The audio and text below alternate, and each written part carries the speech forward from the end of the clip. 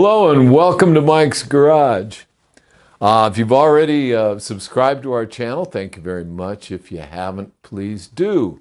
And when you subscribe, be sure and tap on the little notification bell so you'll be notified every time we put up a new video.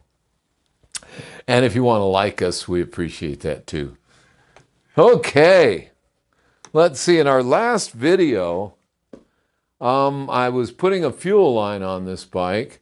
And when I got it all done, I stood back and looked at it and couldn't stand it. So, the hardware is all the same. I didn't change any of that. I just had to go to the parts house, the auto parts store, and get another hunk of fuel line, 1/4-inch neoprene fuel line. So what I did is I brought it right here out of the factory petcock. And then what I did is I tied it to the speedometer cable with a couple of zip ties. So it goes away instead of going across the motor and being an eyesore, not letting me have that to look at. I just got it out of the way, and it goes right between the cylinders and out over here on this side and right up to the bottom of the carburetor where it goes on. I think what we'll do next, when nobody's looking, is I'm going to add an inline fuel filter in there for Bill. Nothing wrong with the original screen that they had, but they're not all that wonderful. Okay.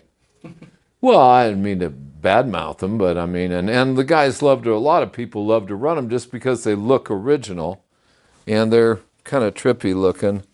I don't know where that thing is. I had it out here, and now I don't know where I put it, so I didn't want to look at it anyway. We aren't going to look at it. Because it's not there. There's nothing there to look at.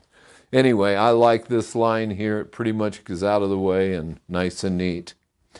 And people commented they don't like these screw-type clamps. Depends on the application. Sometimes I use them and sometimes I don't. On my own bike, I usually use the pinch-type clamps, and there is a word for them I was taught the other day by a friend of mine who's a real tool nut, and he knew the actual name of those pinch clamps. I mean, it's a word like that. It's like an 8-cylinder word. But anyway, it's neat, and I will remember it hopefully for next time. I like the pinch clamps too, but there's nothing wrong with the screw clamp. The usual problem with the screw clamps is that people use too large a one and then try to squeeze it down to a small size, and then they don't fit the curve right, so they don't seal. So use the right size. It'll probably be fine. Yeah. Okay, so that takes care of the fuel line. The next thing I wanted to do that I was asked to do by Bill, this bike had a seat on it that wasn't really correct. Let me see if I can get over there to it. Watch yourself, Mike. Wonderful. Thank you for not tripping and hurting yourself. Okay, this is the seat that was on the bike when Bill brought it over. And this is aftermarket clamps and stanchions and all kinds of stuff. And it's not bad. There's nothing wrong with it, but it isn't as comfortable as the original seat post. And he had the original seat post, so he brought it with him.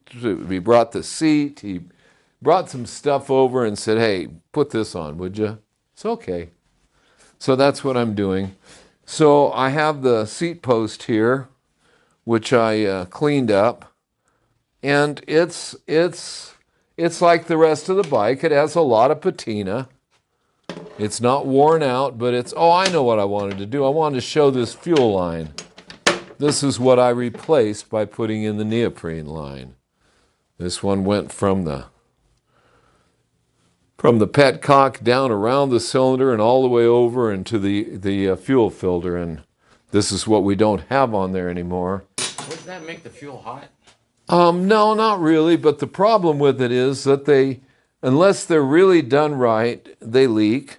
And if you're real careful and you put them together right so that they don't leak, and you're out on the road and you have to disturb the carburetor for any reason, you're disturbing that metal line, and it's not like a really good flex neoprene line that you can do anything you want with.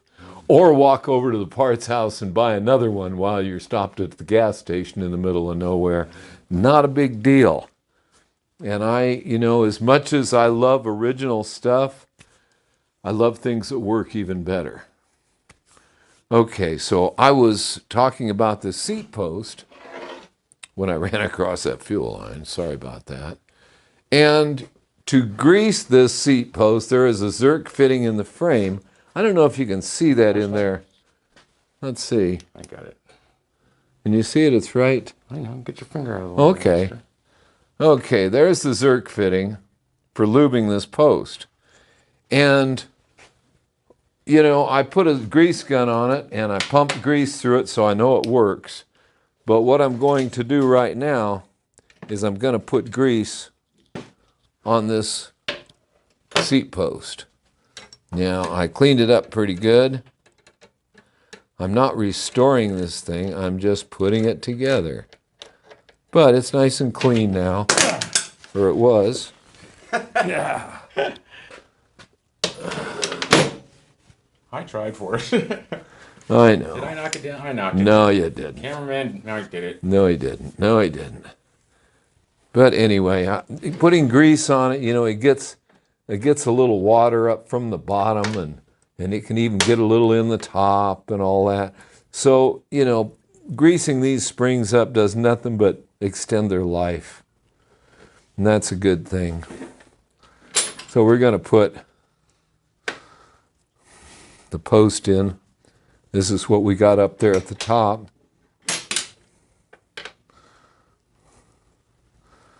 I'm a real old timer. You know, the only thing better than grease is more grease.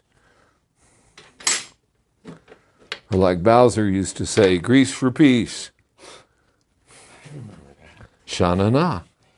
I haven't heard that. I saw them in concert a couple of times. Okay. And they were great. Okay, so now I'm going to slide this right in. You can see where that goes. That's going to go right through the bottom of the frame. There is a proper hole down there for that to drop right into.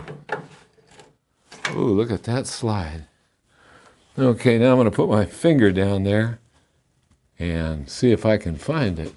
Yes, I found it. I found it. Can you see it? Not really. Well, really, I couldn't either. I'm doing it by Braille. I've already cleaned all around it and everything when nobody was here but me. So now I'm going to get the nut started on it. Not only did I get it started, but it's on. Yay. Yeah, I feel good about it. Like I said, this job is certainly by Braille. It takes a 7/8 wrench to tighten that nut on the bottom. Do you have to hold it at the top? No, actually, if it starts to move while I'm tightening it, what I will do is wait till the seat's installed, because the seat will hold it in place. Okay. Yes, this is going right up in there like I want it to. I don't think it's turning up there, is it? Nope. Okay.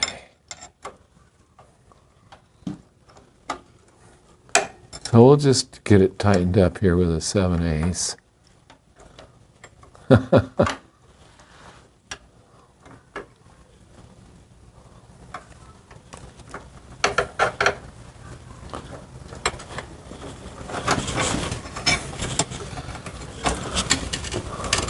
Now, if we get this done, it's not heavy duty enough for Bill, which I think it will be. I mean, I'm certainly heavy. He's heavier than me, but that doesn't make him that heavy, you know. I weigh next to nothing. So, anyway, Good job. yeah, we'll see about that. Now, that's on there, and there's a little grease around here, and that's fine. It's okay. That's what they did. They leaked oil and grease everywhere. Well, it didn't leak it. It's just that you put it on the outside. That's not a leak. That's just applying it, and there it is in plain sight. Cleverly disguised as itself. Now, what I have here is the bracket. And where did I put that bolt again?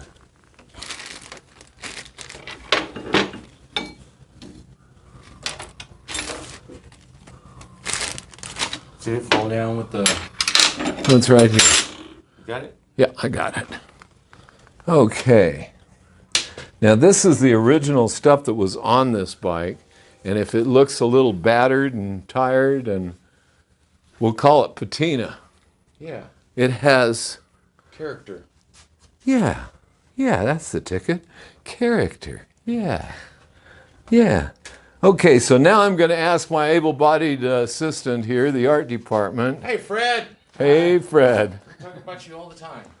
Yeah, we always say bad stuff. That's right.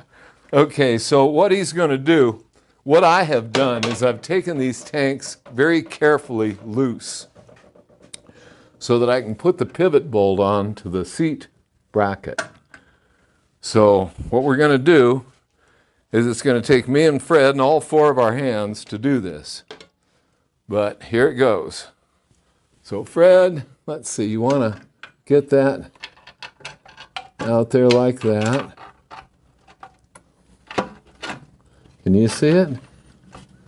No, your fingers are in the way. Okay, so now just put that like that, just a second.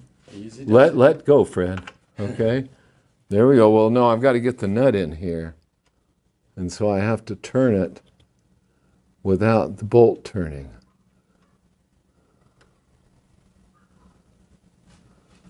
Wish I could. And I did it. I don't care whether you can see it or not, man. I got it in there. I don't care. I'm a happy boy. Okay? And there it is in place.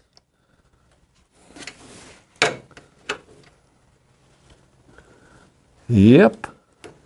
Fred, you have a Panhead too, right? Yeah. Oh, yeah. Well, that's Fred's motor that's on our home page. Ah. That's Fred's Panhead motor. That's his motorcycle. Motorcycle. Yeah, I like motorcycle. That's what the old guys used to call them when I was growing up. About motorcycles. And the old guys, they were fun. Yeah, let me see here. We got a couple of 9/16ths. I got one. How about another 9/16ths? There. Is that it? Nope. Is that it? Yep. All right. So what I want to do is I want to hold this one. Let's see, can you pull that tank out just a little? Just a little. Now bring it back. There we go. Isn't that cool?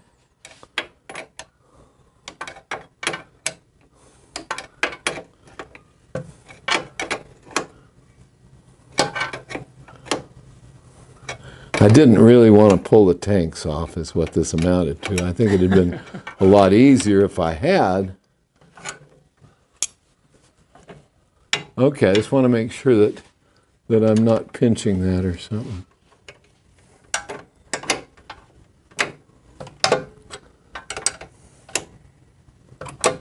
Yeah, and I think we'll have her all ready to go here in a minute or two.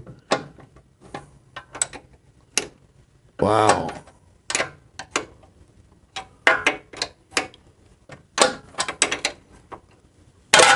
Ooh. Thank you for that.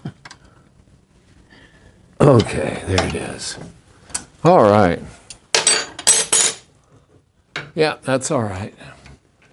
And here we have the bolt that somebody's been using in there forever. A spring.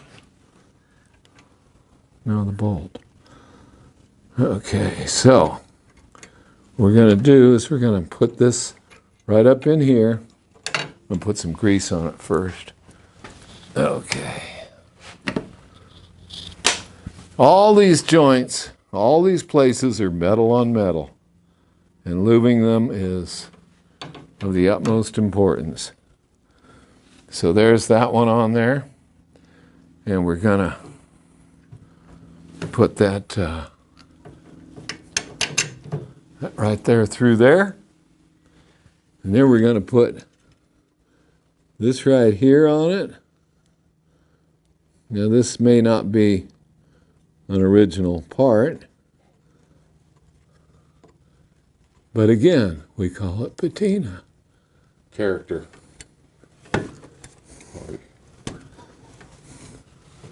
And there it is. Now the rest of it is just to bolt the seat in place, which, you know, this is pretty nice. Let's see what this looks like in place here.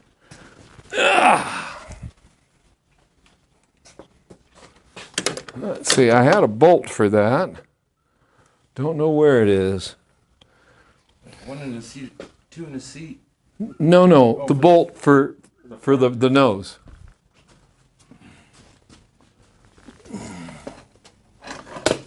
And it was a real nice one I'd picked out for it too.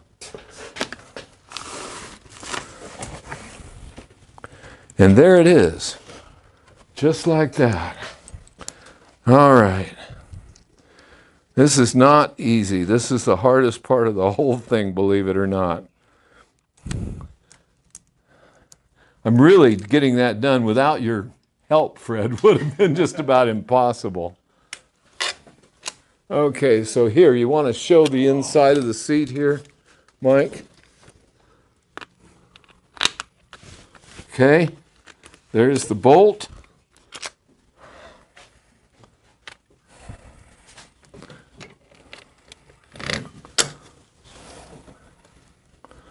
Let's see. Yeah, can you do that without dropping it off? Yeah. Yeah, be careful there. Because I can't, it's really, well, you know what this is like. Fred, you got one. Just like it. I got a great view of it. I'm holding the washers. No, get out of there. Okay. Jesus.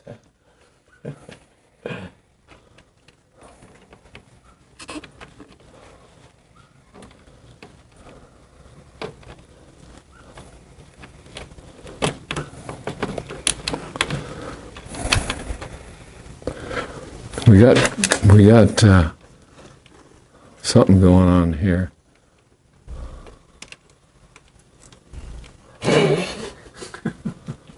What? I'm going like. That was Well, it's all right. It's all right. directions from the art department. Well, you know, I get a kick out of you guys. I try to tell you I'm doing this by Braille, and you don't believe me. Okay, now we got to take. Okay, leave all the spacers on. Take the washers off, and then drop the studs through the rear hole. Like that. Okay?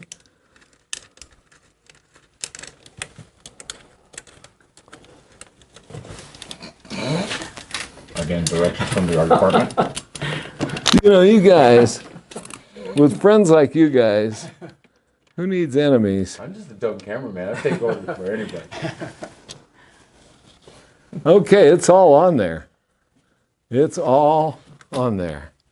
And it looks pretty good. That was to do that again. That was neat. You like that?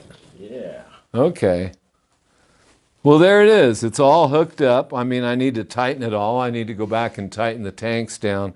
Now, I'd like to talk about the tanks just for a minute, because one of the things you learn working on these old bikes is that tanks never just fit right on. And the last guy to put a pair of the tanks on this bike, I think I know who he was. I think I knew him.